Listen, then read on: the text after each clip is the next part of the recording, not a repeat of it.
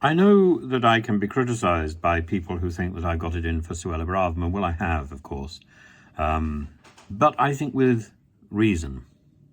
So here is somebody who's on record as saying that she dreams of sending people to Rwanda as a punishment. She dreams of inflicting misery on vulnerable individuals, people who have appealed to us for help, whether they are fraudulent or not. I don't suppose that really matters.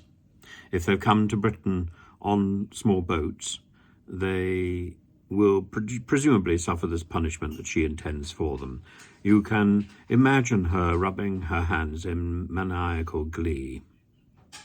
So the problem with the photograph that appeared over the weekend of her with her head back, laughing spontaneously, it's very difficult to imagine that that was an evil laugh. It's very difficult to imagine that this is a sort of image of Eartha Kitt, for example, in that wonderful Disney film.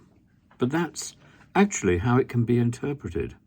A person who dreams of inflicting misery on other people is a person who could easily, you could easily find it plausible, it's easily imaginable that she could be laughing at the prospect of sending asylum seekers who have come over the channel to their ultimate home in Rwanda in the middle of Africa, with no hope ever of coming back to Britain, where they may, for example, speak the language, have some sort of educational links, or indeed have family links. It's extraordinary. It's extraordinary how credible that picture becomes and how easy it is to interpret it in the most alarming way possible.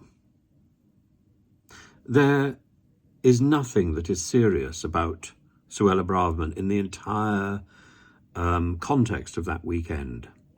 She seemed to be constantly going out of her way to look festive and overjoyed. Well, why would she not?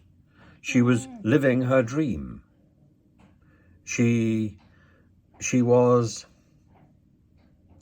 at her own, at a Disneyland of her own making. This wasn't integrity or professionalism. Those are not her words. Her words are invasion. Her words are dream.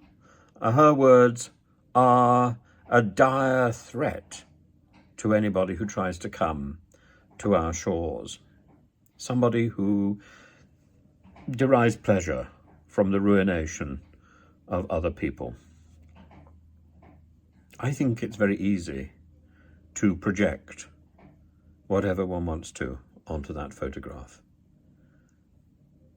And I think those of us who look at Suella Braverman and hope for a Home Secretary who has focus and who has our best interests at heart must be sighing with alarm at the direction we are going.